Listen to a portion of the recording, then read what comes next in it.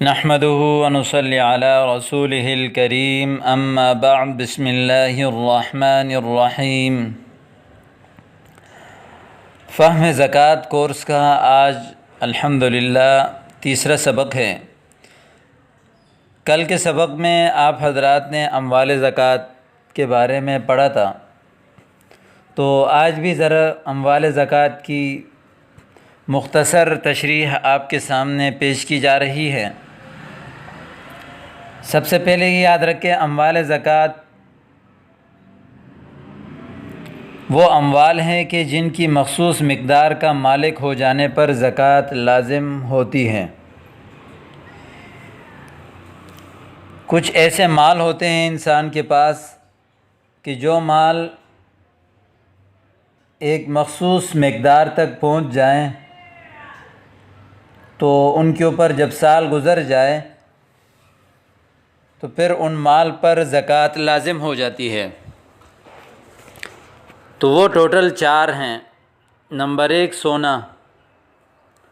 سونا چاہے جس شکل میں بھی ہو، اینٹ ہو، زیور کی شکل میں ہو، برتن کی شکل میں ہو، سکے کی شکل میں ہو، اور چاہے استعمال میں ہو یا استعمال میں نہ ہو، اور جس مقصد کے لیے بھی ہو، بچوں کی شادی کے لیے رکھا ہے، حج کے لیے رکھا ہے، یا کسی اور مقصد کے لیے آپ نے رکھا ہے، تو سونا مال زکوٰۃ میں سے ہے۔ ٹھیک ہے، اب اس سونے کی نصاب کیا ہے وہ بھی آج پڑھیں گے آپ۔ چاندی۔ نمبر 2 چاندی۔ چاندی بھی اسی طرح جس شکل میں بھی ہو اور جس مقصد کے لیے بھی ہو تو چاندی بھی مال زکوٰۃ میں سے ہے۔ نمبر 3 نقدی۔ نقدی کی ہم نے تقریباً 8-9 صورتیں پڑھی تھیں کہ آپ کے ہاتھ میں ہے، چاہے وہ بینک میں ہے، چاہے وہ کسی کے پاس آپ نے امانت رکھوایا ہے، یا آپ نے BC جمع کروائی ہے، یا آپ نے کسی کو قرضہ دیا ہے، یا غیر ملکی کرنسی کی شکل میں ہے، یا جو ہے وہ اسی طرح پرائز بانڈز کی شکل میں ہے، یا انشورنس پالیسی میں جمع کرائے ہیں، تو وہ تمام صورتیں جو ہے وہ نقدی میں شمار کی جاتی ہیں۔ ٹھیک ہے، وہ بھی مال زکوٰۃ میں سے ہے۔ چوتھی صورت مال تجارت ہے۔ مال تجارت یعنی تاجر کی دکان کا سامان۔ تاجر جس چیز کی تجارت وہ کرتا ہے، مثال ایک کپڑے والا کپڑوں کی تجارت کرتا ہے، ایک پرچون والا پرچون کی چیزوں کی تجارت کرتا ہے۔ اسی طرح دنیا میں تجارت کے کئی سینکڑوں ہزاروں شعبے ہیں، تو جس چیز کی وہ تجارت کرتا ہے مال تجارت، اس پہ بھی زکوٰۃ ہے۔ اب مال تجارت کس کو کہتے ہیں، اس کے بارے میں آپ 2 اصول یاد رکھیں۔ جب یہ 2 اصول آپ یاد رکھیں گے تو انشاءاللہ تعالی کئی مسائل آپ کے خود بخود حل ہو جائیں گے۔ مال تجارت کس کو کہتے ہیں؟ مال تجارت وہ چیز جو بیچنے کی نیت سے خریدی تھی۔ ٹھیک ہے، کوئی بھی چیز آپ نے خرید لی، وہ بیچنے کی نیت سے خریدی۔ مثال ایک کاروباری آدمی کوئی چیز مال وہ خریدتا ہے، مال اٹھاتا ہے، تو اس کا مقصد یہی ہوتا ہے کہ اس کو آگے سیل کیا جائے، بیچ دیا جائے۔ نمبر 2 اب تک بیچنے کی نیت باقی ہو، یعنی جس دن وہ زکوٰۃ کا حساب لگا رہا ہے اس دن تک بیچنے کی نیت باقی ہو۔ ٹھیک ہے، تو یہ 2 صورتیں جب آپ کے ذہن میں ہوں گی تو کئی مسائل آپ کے حل ہو جائیں گے۔ اسی طرح آپ پلاٹ وغیرہ جو آپ خریدتے ہیں تو ان کے بارے میں بھی یہی ہے، بیچنے کی نیت سے خریدی، اور جس دن وہ آپ زکوٰۃ حساب کر رہے ہیں اسی دن تک آپ کا ارادہ بیچنے کا ہے کہ اس کو میں سیل کروں گا اور نفع کماؤں گا، تو یہ مال تجارت میں سے ہے۔ لہذا اس پلاٹ کی جو قیمت فروخت ہے، جتنے ریٹ پہ وہ اس وقت اس کی جو مارکیٹنگ ریٹ ہے، اس کو زکوٰۃ میں شمار کیا جائے گا، اور پھر اس کا 2.5% زکوٰۃ میں نکالیں گے۔ ٹھیک ہے، دوسری صورت، پلاٹ آپ نے خریدی بیچنے کی نیت سے، لیکن اس کے بعد پھر آپ نے اس کو ذاتی استعمال کے لیے رکھ دیا۔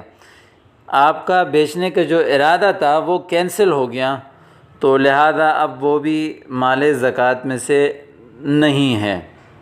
ٹھیک ہے، دو صورتیں ہو گئیں۔ اسی طرح کوئی بھی چیز آپ نے لے لیا فروخت کرنے کی نیت سے اور پھر اس کو اپنے استعمال کے لیے رکھ دیا، تو اس کے اوپر بھی زکوٰۃ نہیں ہے۔ اور اسی طرح بعض چیزیں ایسی ہوتی ہیں کہ آپ نے خرید لی، اگرچہ وہ آپ کا کاروبار نہیں ہے لیکن آپ نے آگے بیچنے کی نیت سے خرید لی۔ مثال، آپ نے موبائل خرید لیا کہ اس کو میں آگے سیل کروں گا، یا اسی طرح لیپ ٹاپ خرید لیا، یا اسی طرح کوئی بھی چیز آپ نے خرید لی، اگرچہ اس کا آپ کا کاروبار نہیں ہے، تو چونکہ آپ نے بیچنے کی نیت سے خرید لی ہے، تو لہذا ان چیزوں پر بھی زکوٰۃ لازم ہے اور فرض ہے۔ اسی طرح ایک چیز آپ کے ذاتی استعمال میں تھی، پلاٹ تھا آپ کے ذاتی استعمال کا تھا، یا موبائل تھا، یا کوئی بھی چیز، واشنگ مشین، گھر کے استعمال کی چیزیں، لیپ ٹاپ، کئی چیزیں آپ نے بیچنے کی نیت کر لی، تو جب تک وہ بکے گا نہیں تو اس کے اوپر زکوٰۃ نہیں ہے۔ جس ٹائم آپ نے اس کو بیچ دیا، پھر جو پیسے اس کے آئیں گے تو اس میں پھر اس کو زکوٰۃ کے مال کے ساتھ کاؤنٹ کیا جائے گا، شمار کیا جائے گا، اور پہلے سے اگر صاحب نصاب ہے تو اس کے پیسے بھی ان باقی جو پہلے کے مال ہیں ان کے ساتھ ملائیں گے، اور اگر صاحب نصاب نہیں ہے تو وہ چیز بیچنے کے بعد جب صاحب نصاب ہو گیا تو اب وہ 1 سال گزرنے کے بعد اس کے اوپر بھی زکوٰۃ ضروری اور فرض ہے۔ ٹھیک ہے، لیکن یاد رکھیں کہ ان تمام چیزوں پر زکوٰۃ تب ہے کہ جب واجب الادا جو انسان کے اوپر جن کا ادا کرنا ضروری ہے ان کو مائنس کیا جائے، ان کو مائنس کرنے کے بعد جو چیزیں آپ کے پاس اموال زکوٰۃ میں سے ہیں وہ نصاب تک پہنچ جائیں تو تب آپ کے اوپر زکوٰۃ لازم ہو جاتا ہے۔ اور اگر واجب الادا چیزیں آپ کے مائنس کرنے کے بعد آپ کا مال جو ہے وہ نصاب سے کم ہو گیا تو پھر آپ کے اوپر زکوٰۃ فرض نہیں ہے۔ اور واجب الادا چیزیں کیا ہیں انشاءاللہ اس کا بھی ابھی تفصیل سے بیان کیا جائے گا۔ تو یہ اموال زکوٰۃ کا خلاصہ آپ کے سامنے ایک دفعہ پھر آ گیا۔ آج کے سبق میں ہم زکوٰۃ کے نصاب پڑھیں گے۔ زکوٰۃ کے نصاب برائے مالدار، یعنی ایک آدمی جو کتنے مال کا وہ مالک ہو جائے تو شریعت اس کے اوپر زکوٰۃ کو لازم قرار دیتی ہے اور اس کو زکوٰۃ دینا ضروری ہوتا ہے۔ ٹھیک ہے، تو ہم نے کل پڑھا تھا کہ اموال زکوٰۃ ٹوٹل 4 ہیں، ان میں سے سونے کو ہم نے یہاں لال کلر میں شمار کیا ہے، لال کلر دیا ہے۔ چاندی کو ہم نے نیلا کلر دیا ہے، یہ سامنے آپ کے آ گیا۔ اور اسی طرح نقدی کو گرین کلر دیا ہے، اور مال تجارت کو یہ ریڈ کلر کا آپ کے، یعنی یہ تھوڑا سا لال مائل جو کلر ہے اس میں دیا ہے۔ اب انسان ان تمام چیزوں کو دیکھنے سے پہلے ایک بات یاد رکھیں کہ بعض انسان ایسا ہوتا ہے، کچھ لوگ ایسے ہوتے ہیں کہ جن کے پاس صرف سونا ہوتا ہے، نہ ان کے پاس چاندی ہوتی ہے، نہ ان کے پاس نقدی ہوتا ہے، نہ ان کے پاس مال تجارت ہوتا ہے، یا کچھ لوگ ایسے ہوتے ہیں کہ ان کے پاس سونا بھی ہوتا ہے، چاندی بھی ہوتا ہے، اور کچھ نقدی پیسے بھی ہوتے ہیں۔ تو اب کیا صورتحال ہے، کیا ترتیب ہے، دیکھیں آپ۔ سب سے پہلی صورت یہ ہے کہ صرف سونا ہو۔ ایک آدمی کے پاس صرف سونا ہے، چاندی نہیں ہے، اور نقدی بھی نہیں ہے، مال تجارت بھی نہیں ہے۔ یعنی جس دن وہ سونا، مثال کے طور پر وہ 1 رمضان کو زکوٰۃ حساب کرنے کے لیے بیٹھ گیا، تو اس دن جب وہ زکوٰۃ کی حساب کر رہا تھا تو اس کے پاس صرف سونا پڑا ہوا تھا۔ چاندی کچھ بھی نہیں، نقدی پیسے اس کے پاس کچھ بھی نہیں، نہ جیب میں نہ بینک میں، جو نقدی کی تمام صورتیں ہیں ان کو آپ اپنے ذہن میں رکھیں لازمی۔ اور اسی طرح کوئی اس کے پاس مال تجارت نہیں ہے، تو اب چونکہ سونے کی قیمت بہت زیادہ ہے تو اس لیے سونے کا نصاب جو ہے وہ شریعت نے الگ مقرر کیا ہے، وہ کم از کم جو ہے وہ 87.479 گرام، جس کو 7.5 تولہ سونا کہتے ہیں۔ اور اس میں جو ہے وہ وزن کا اعتبار ہوگا، قیمت کا اعتبار نہیں ہوگا، ٹھیک ہے؟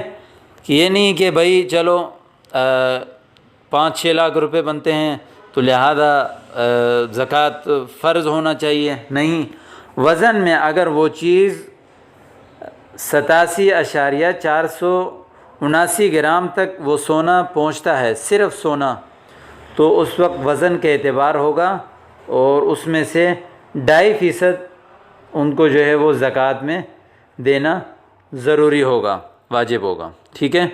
یہ پہلا مسئلہ تھا، صرف سونا ہو تو۔ دوسری صورت یہ ہے کہ صرف چاندی ہے، نہ سونا ہے، نہ نقدی ہے، نہ مال تجارت ہے، تو صرف چاندی ہو تو صرف چاندی میں جو ہے وہ وزن کا اعتبار ہوگا اور اس میں 612.35، تو اس کا حساب کیا جائے گا، اس میں بھی وزن کا اعتبار ہوگا، ٹھیک ہے؟ صرف چاندی ہو تو 612.35 گرام اور اعتبار وزن کا ہے۔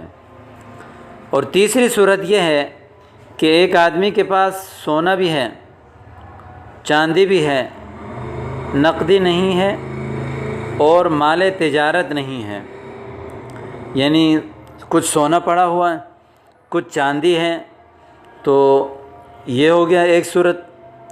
اور چوتھی صورت یہ ہے کہ سونا تو نہیں ہے لیکن صرف چاندی ہے، کچھ پیسے ہیں اور مال تجارت ہے۔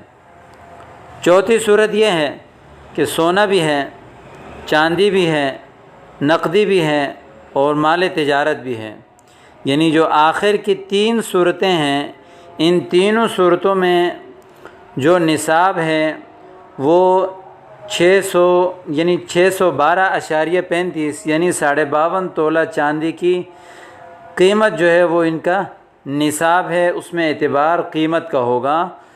تو اس چیز کو بھی آپ یاد رکھیں، جس کی قیمت غالباً 3-4 دن پہلے میں نے معلومات کی تھی تو وہ یہی 88-89 ہزار روپے جو ہے وہ بن رہے ہیں، تو پھر بھی آپ معلومات کیجئے۔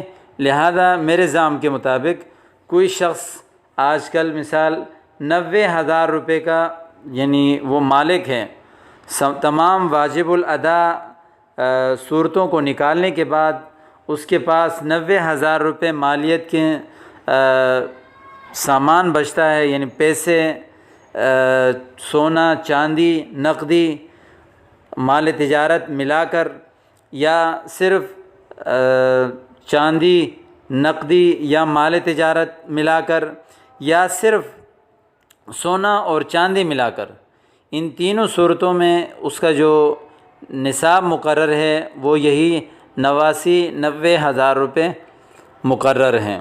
لہذا یہ نصاب آپ کے سامنے تفصیل سے آ گیا۔ خلاصتاً عرض کر رہا ہوں کہ ایک شخص کے پاس صرف سونا ہے تو اس میں جو ہے وہ 7.5 تولہ سونے کا اعتبار ہوگا، جو گرام کے اعتبار سے 87.479 گرام بنتے ہیں۔ چونکہ سونے کی ریٹ اور قیمت زیادہ ہیں اور اگر آپ ان تینوں چیزوں کو ملائیں گے تو ان کا جو نصاب ہے وہ 1 تولہ سونے کے نصاب سے بھی کم ہے، تو اس لیے اگر کسی کے پاس صرف سونا ہوگا تو اس وقت اس کا اعتبار الگ نصاب سے کیا جائے گا، کیونکہ اگر باقی یہ جو 52.5 تولہ چاندی کا جو نصاب ہے اس سے ہم کریں گے تو اس کا بہت زیادہ نقصان ہو سکتا ہے، تو اس لیے شریعت نے اس کے لیے الگ حصہ مقرر کیا ہے۔ صرف چاندی ہے تو بھی اس کا یہ 612 35 گرام وزن کے اعتبار۔ لیکن اگر باقی جو 3 ہیں، سونا اور چاندی دونوں ہیں، یا چاندی نقدی مال تجارت تینوں ہیں، یا سونا چاندی نقدی مال تجارت، یہ چاروں چیزیں اگر کسی کے پاس ہیں، یا صرف 2 ہیں یا 3 ہیں، تو اس صورت میں 52.5 تولہ چاندی کی قیمت کے اعتبار ہوگا وہ نصاب مقرر ہے جو آج کل 89-90 ہزار روپے بنتے ہیں۔ لہذا تمام واجب الادا چیزوں کو مائنس کرنے کے بعد اگر آپ کے پاس اتنے پیسے 90 ہزار روپے بچتے ہیں تو آپ نصاب کے مالک ہیں، آپ کے اوپر لہذا آپ کو زکوٰۃ دینا آپ کے اوپر فرض ہے۔ زکوٰۃ نہیں دیں گے تو آپ گناہگار ہو جائیں گے۔ امید کرتا ہوں کہ آپ کو آج کا سبق بھی سمجھ میں آ گیا ہوگا۔ کوئی بھی سوال ہو، کوئی بھی اس حوالے سے کسی بھی چیز میں کوئی دشواری ہو تو آپ مجھ سے پرسنلی واٹس ایپ نمبر کے ذریعے سے رابطہ کر کے پوچھ سکتے ہیں۔ والسلام علیکم۔